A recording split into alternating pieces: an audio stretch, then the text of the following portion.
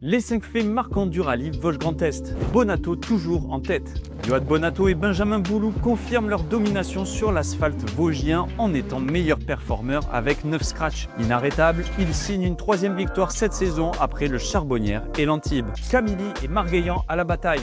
Relégués à une dizaine de secondes de Bonato tout au long du rallye, les deux équipages n'ont pas su l'inquiéter. Mais ils se sont livrés une bataille pour la 2e place. Et c'est Eric Camilly avec Thibaut Delahaye qui s'impose pour la seconde marche. Hugo Margueillan retrouve définitivement le rythme avec son premier podium depuis les Vosges 2024 et il offre le premier podium en championnat de France à son copilote Mathieu Coppa. Raphaël Astier s'impose en GT+.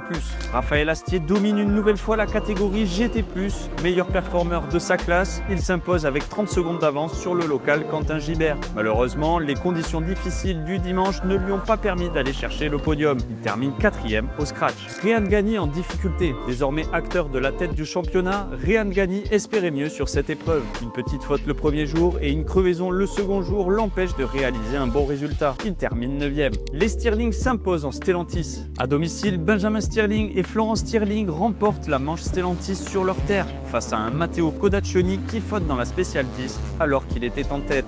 Loïc Coste et Christelle Perrin prennent la 2e place et Elliott Delecourt et Romain Roche signent leur premier podium dans la coupe. Et toi, c'est quoi ton fait marquant ?